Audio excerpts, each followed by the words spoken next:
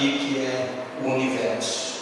Porque existem três céus: esse das nuvens, o das estrelas, existe um buraco negro, e aí vem o céu dos céus, que é o paraíso, onde está o trono de Deus. E eles foram jogados. Agora eu quero entrar dentro da palavra com vocês aqui, do preço da unção e da glória eterna. A luta de Satanás para ver os homens negarem o nome de Deus.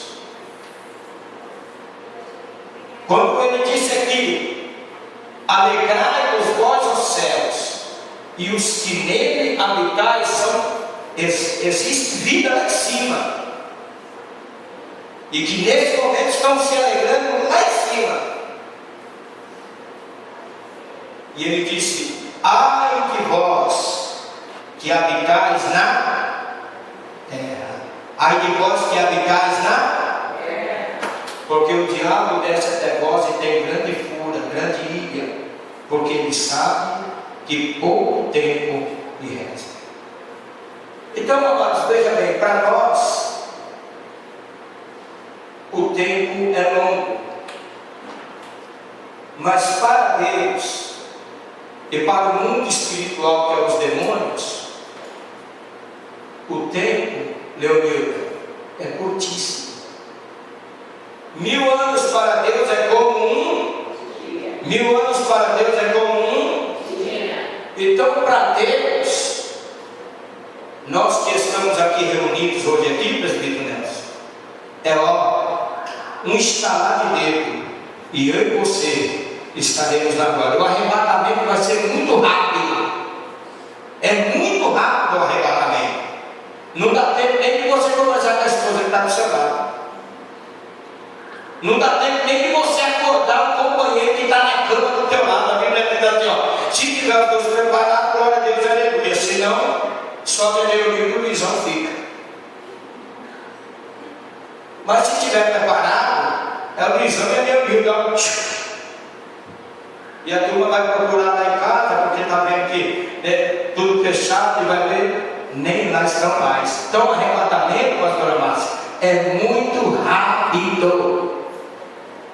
E como o diabo sabe que pouco tempo lhe resta, o diabo sabe que obediência gera vida. O diabo sabe disso. Obediência gera vida. Diga comigo assim: obediência gera vida. O diabo sabe disso. O diabo sabe que rebeldia gera morte. Diga comigo assim: rebeldia gera morte. Obediência gera vida. Rebeldia gera morte. Ele sabe disso. Ele é conhecedor disso. E o que ele quer? Ele quer que os homens, ou que nós, nos rebelemos contra a vontade do nosso Criador. Olha o que diz a palavra no livro de Deuteronômio, no capítulo de número 30, versículo de número 29, ou 19, versículo de número 19: os céus e a terra dão hoje por testemunhas contra ti, que te tenho proposto a vida e a morte, a bênção e a maldição. Escolhe, pois, a vida para que vivas, tu e a tua semente. Então, ele sabe disso, que a obediência, ela vai gerar vida. Quem ouve a voz de Deus, automaticamente, dentro dele, vai gerar a vida de Deus. No livro de Deuteronômio, no capítulo de número 17, ou capítulo de número 18, diz assim a palavra de Deus.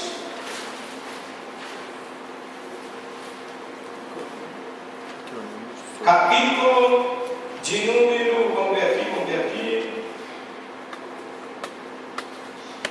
Vamos ver se é esse mesmo, Deus. 18, versículo de número 15 em diante. O Senhor teu Deus te despertará um profeta no meio de ti e de teus irmãos como eu. A ele ouvireis. A ele ouvireis. A ele ouvireis. Conforme tudo o que pediste ao Senhor teu Deus em Horebe, no dia da congregação, dizendo: não ouvirei mais a voz do Senhor, e nem mais verei este grande fogo, para que não morra. Então Moisés está falando a respeito da promessa de um grande profeta, e ele disse: ele levantará no meio de ti um profeta semelhante a mim. Esta palavra vai para o livro de João, aonde os fariseus dizem: este é o profeta que Moisés disse que havia de vir. Então, quem ouvir a voz dele, então ele viverá. Jesus é o grande profeta. Satanás sabe que se nós ouvirmos a voz de Jesus, isso gera em nós vida. E ele sabe que quando o homem ele se rebeleia contra Jesus ou contra a sua palavra, isto gera para o homem morte. O que Satanás quer? Ele quer que o homem blasfeme de Deus. Será que o homem blasfema de Deus, pastor Luiz? Sim. No livro de Apocalipse, no capítulo de número 16 e no versículo de número 9, diz a Bíblia: e os homens foram abrasados com grandes calores e blasfemaram do nome de Deus.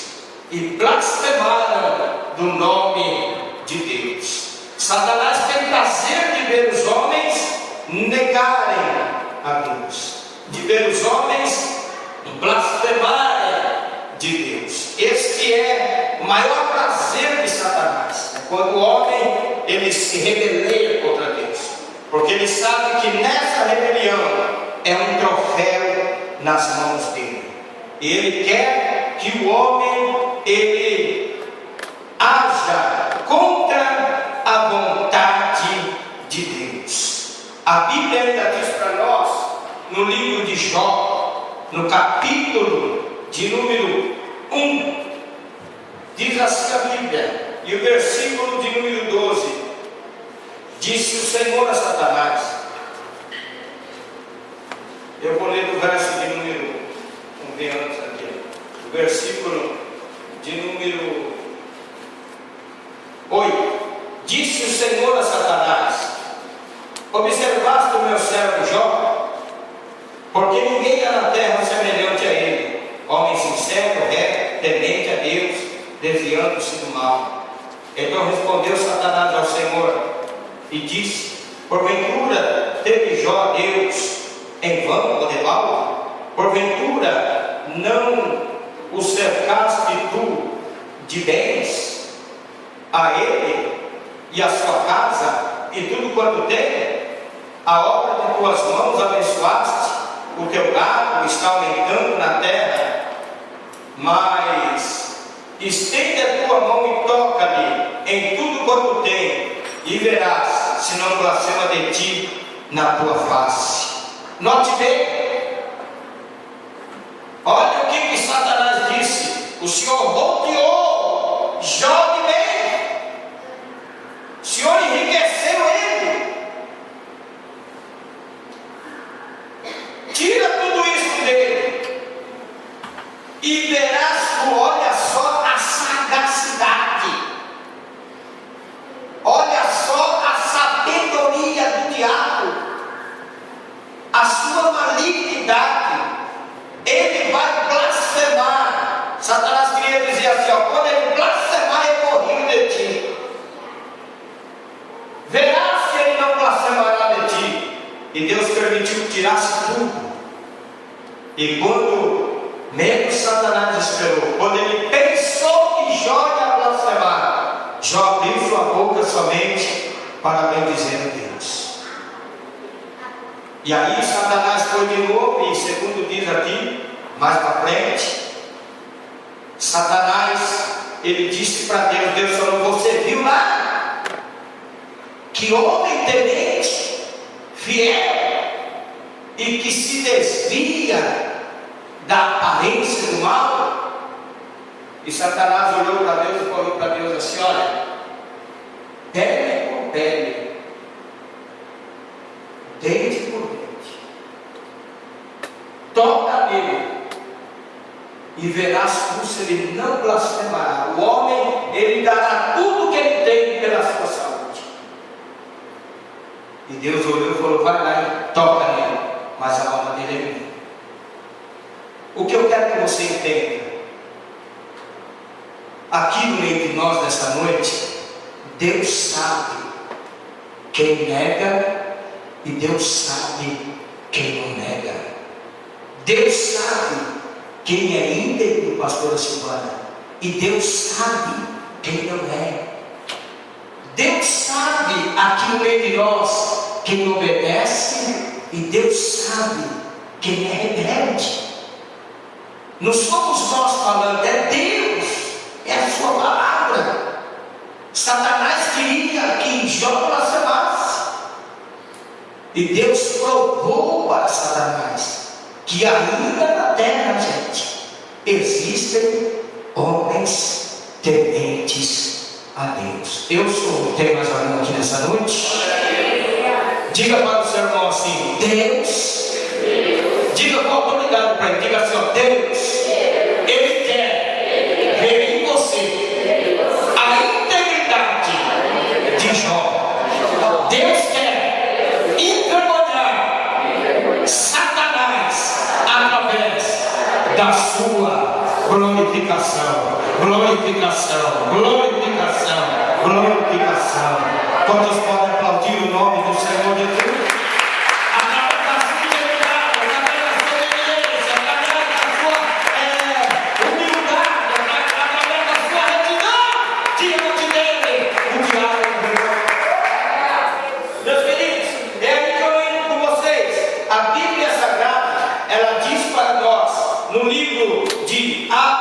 No capítulo de número 19, quando foi aberta a igreja, pastor Júnior, de Esmirna, na Ásia, a Bíblia Sagrada, ela conta para nós aqui nesse capítulo número 19, versículo de número 13, versículo de número 10 em diante.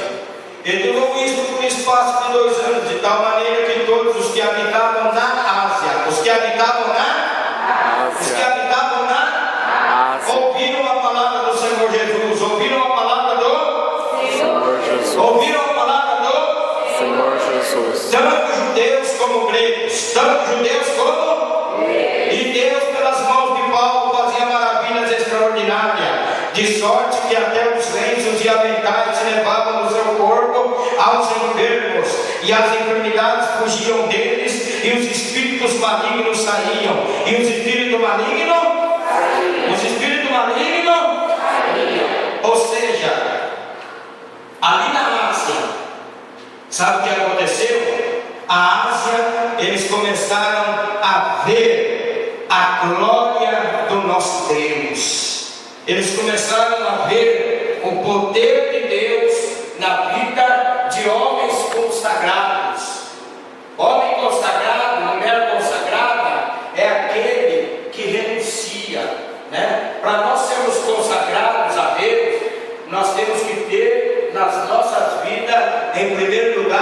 da renúncia. A renúncia, querido, é tudo na vida do homem, na vida da mulher que quer ser usado por Deus, que quer a unção de Deus na sua vida. Eu até gostaria de fazer novamente essa pergunta aqui: quantos aqui querem a unção poderosa do Espírito Santo de Deus? Oh, aleluia! Vocês querem a unção, mas tem que ter uma renúncia, né? Renunciar a tudo e a todos. Não estou falando para você abandonar a tua esposa, eu não estou falando para você abandonar a tua esposa, eu não estou falando para você abandonar a tua família. Eu estou dizendo para você colocar Deus como primazia na tua vida, como primazia. Agora sim, eu digo para você abandonar todo o sistema do mundo, tudo aquilo que é pecado, tudo aquilo que desagrada ao nosso Deus, tudo aquilo que entristece ao Espírito Santo. E o que entristece o Espírito Santo é aquilo que, segundo Deus, é julgado como pecado, né? Existem lá no livro de Gálatas, capítulo número 5, você vai ver a escala dos 7 pecados capitais. Porque quando a gente fala de pecado, a turma já fala: ih, já vem com prostituição, fala de pecado, ih, já vem com adultério. É isso e muito mais, né? Sabe aquele sentimento de ira, né? Aquela pessoa colérica que está sempre, isso é pecado. É pessoa que só vive na carne, está na carne, tem que renunciar. Sabe aquele que tem inveja, aquele sentimento de inveja, aquele sentimento de ciúme de tudo? Isso aí é pecado. Isso aí são pecados que a nossa vista, pastor Júnior, nós não vemos, mas dentro das igrejas tem muito. Pessoas um querendo derrubar o outro, um querendo estar primeiro do que o outro, um querendo ser mais destacado do que o outro. Isso aí é tudo coisa de carne. Deus, ele não está ligando com essas picuinhas. Então Deus, ele quer o quê? A renúncia. Ele quer que nós olhemos para o que Cristo fez no Calvário, cremos e assumimos uma posição diante dele assim, e dizemos assim: Senhor, eu quero ser o verdadeiro templo do teu Espírito, Senhor. Aonde eu colocar a planta do meu pé, Senhor, eu quero que a tua glória, ela se manifeste através da minha vida. Eu estou, Senhor, diante de uma geração má, né? Depois que Jesus falou, geração perversa, geração adulta. Mas eu, Senhor, eu quero brilhar, eu quero a tua simplicidade na minha vida. Mas quando eu orar, Senhor, eu quero ver as coisas acontecerem. Quando eu ver, Senhor amado, o canceroso ali, o paralítico, quando eu ver, Senhor, o morto ali, eu quero ordenar e quero que a tua glória, Senhor, se manifeste através da minha vida. Quantos querem isso? Levanta a mão e diga glória ao nome de Jesus. Então, meus queridos, lá na Ásia, os gregos, os romanos, os judeus, todos eles começaram a ouvir a palavra de Deus. Foi aí que foi fundada a igreja de Esmirna. Quando houve a grande perseguição da igreja, onde eles mataram o diabo da espada e colocaram Pedro na prisão para matá-lo no outro dia, onde a igreja começou a orar lá no livro de Atos, capítulo 12, e a menina Rod estava no meio daquela oração, e todo mundo dizendo: Senhor, visita lá o teu filho, teu servo Pedro, que está na prisão. Já mataram o Tiago na espada, e agora está Pedro ali, Senhor. Ele é o nosso pastor, não deixa que ele pereça. De repente, o anjo entrou lá na prisão, e Pedro estava lá dormindo. De repente, ontem eu toco nele assim, tocou, ele despertou, olhou, pensou que era um sono que ele estava tendo, e o anjo do Senhor disse para ele assim: Pedro, levanta, cinge a tua capa e vamos sair. Ele passou por 4 portões e 4 escoltas de soldados romanos, e ele então sai para fora, e ele vai até a casa que eles estavam orando, e quando a menina percebe que eles acorda a filha, vai embora. E então o pastor Júnior começou-se uma perseguição enorme ali contra a igreja de Cristo. Porque a igreja cheia da unção, a igreja cheia da poder. Você acha que o diabo está preocupado com a igreja que está dando panelada no mundo? Você acha que o diabo está preocupado com uma igreja que não está dando fruto para Deus? A preocupação do diabo é para quem dá fruto. É por isso você, é porque você está dando fruto. Ninguém vai atirar pedra em quem não está dando fruto. Alguém vai se invejar, pastor Júnior, se o senhor ficar sentado e não fizer nada, mas quando o senhor se levanta para ele for fazer alguma coisa, o diabo vai levantar um do lado com inveja, com ciúme, e vai dizer: vamos barrar ele, vamos parar ele, vamos acabar com o ministério dele. Por isso que acontecia com Jesus.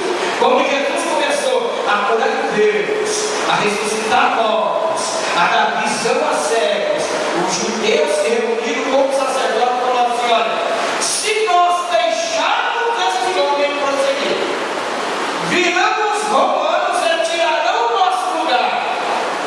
E o que será de nós?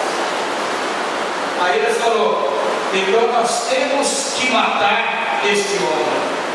Aí eles falaram assim: olha, vão mandar 2 soldados. Mandou 2 soldados, aí pastor Júnior, aonde Jesus estava lá reunido e pregando a palavra de Deus.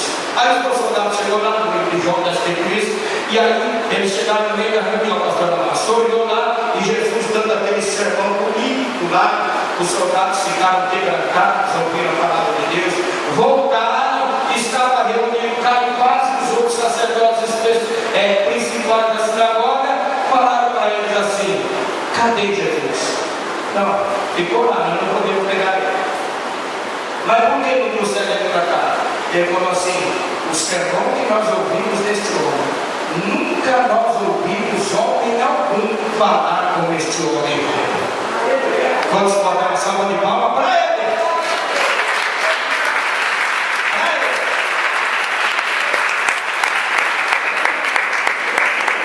Queridos, a Bíblia diz que a palavra de Deus, ela começou a crescer na Ásia. E no livro de Apocalipse, no capítulo de número 2, a Bíblia fala que devido à perseguição, que eu falei na semana passada, contra as igrejas, contra o povo de Deus, os discípulos foram dispersos, porque ali estava se cumprindo o que Jesus falou no livro de Atos, capítulo 1, verso 8 e diante, que diz assim: olha, vocês receberão a virtude, vocês receberão a virtude, vocês receberão a virtude do meu Espírito, e ser-me-eis testemunhas em Samaria, na Judéia e até os confins da Então os discípulos foram dispersos. Quando eles foram dispersos, pastora Silvana, o que aconteceu? Eles pegaram João e lançaram João na ilha de Pátria, que fica na Turquia. Jogaram João lá, para João morrer. Por quê? Porque eles tentou matar e não conseguiram matar. E o que aconteceu? Quando João chegou lá na Turquia, que era a ilha de Patmos, aí então a Bíblia diz que ele teve uma visão. E na sua visão ele viu Jesus. Ele viu? E Jesus estava em pé e disse para João: sobe aqui. Quando João subiu, Deus mostrou para João a situação das 7 principais igrejas que foram fundadas pelos apóstolos da Ásia. As igrejas da Ásia foram fundadas entre a era de 50 a 56 depois de Cristo. Cristo foi batizado na era 30, que ele tinha 30 anos de idade, e no calendário Domini dos hebreus, a estaca começa aqui, de alto para baixo. Quando Jesus nasce, é de baixo para o alto. Era 1, 2, 3, tal, e assim por diante. Hoje nós estamos em 2013. Com 33 anos, Jesus desceu a Cama Fria. No terceiro dia, Jesus ressuscitou, não é isso, pastor?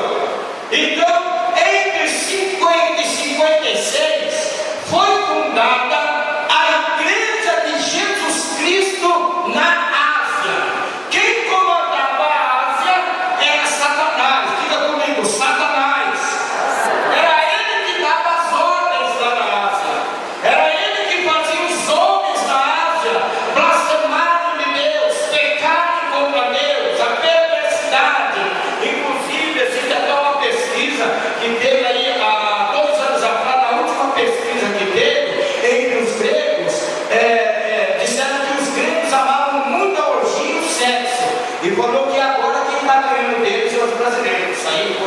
o Ibope teve na televisão, né? Eles fizeram uma pesquisa a respeito disso tudo, porque a prostituição, gente, deixa eu falar uma coisa para vocês aqui, é um espírito que comanda. Cada cidade, cada país tem um demônio que domina. Já viu lá em Daniel capítulo de número 9, quando Daniel jejuou 21 dias, e então Deus deu uma visão para ele do que aconteceria nos últimos dias. Aí então o anjo Gabriel chegou diante de Daniel e falou: Daniel, no princípio das tuas palavras foram ouvidas do coração, eu ouvi por causa das tuas palavras. Mas o príncipe da Pérsia me deteve por 21 dias, e o arcanjo de Deus teve que descer para me ajudar. E hoje eu estou aqui para te fazer entender o que há de acontecer nos derradeiros dias. Então, em cada cidade, em cada bairro e em cada nação, tem um demônio que toma conta. E esse demônio, ele vem para destruição. Você vê hoje aí quanta mortandade de moça, quanta mortandade de jovem, quantos demônios que estão atuando em cada área da vida dos seres humanos. Existe um demônio específico para isso, para destruir a vida do ser humano. E Jesus, ele luta para resgatar essas almas das mãos de Satanás. E quem que Jesus vai usar, pastor Edmilson? Ele vai usar a minha pessoa e a tua pessoa. Mas para isto é necessário que nós recebamos a unção do Espírito Santo. E ela está aqui nessa noite. Quantos querem receber essa unção poderosa do Espírito sobre a tua vida? Louvado seja o nome do Senhor. Então, queridos, veja bem, os demônios tomaram conta ali. Tanto é que eu falei aqui em algumas pregações que eles adoravam Deus Asclé, Deus Zeus, Deus Diana, Deus Artemis. É vários deuses que existem, né? Desde o princípio, lá na época de Abraão, já existia mais de 300 tipos de deuses, e daí sucessivamente são milhões de deuses. Mas eles adoravam lá na Ásia demônios, e foi aonde a igreja de Cristo, quando ela foi fundada ali, pastor Júnior, ela revolucionou a Ásia Menor, porque aí os gregos, os judeus e os romanos que viviam naquela época lá, eles olharam e viram coisas que aos olhos do homem missionário era impossível. Existem duas coisas que eu sempre digo isso, pastor Júnior, existem duas coisas que Satanás ele não pode fazer. Ele faz de tudo. Satanás ele faz coisas que deixam os nossos olhos arregalados. Satanás faz coisas que nós ficamos admirados. Mas existem duas coisas que eu já disse isso e que todo pastor tem que saber disso. Satanás, ele não conhece o que está aqui e ele não tem o poder de ressuscitar. Somente uma pessoa tem o poder de conhecer o pensamento do ser humano, e somente uma pessoa tem o poder de olhar para o morto e ressuscitar. E pode estar osso duro, ele faz criar pele, nervo, carne, dá espírito de vida. Levante o nome dele é glorificado. O nome dele é Jesus de Nazaré.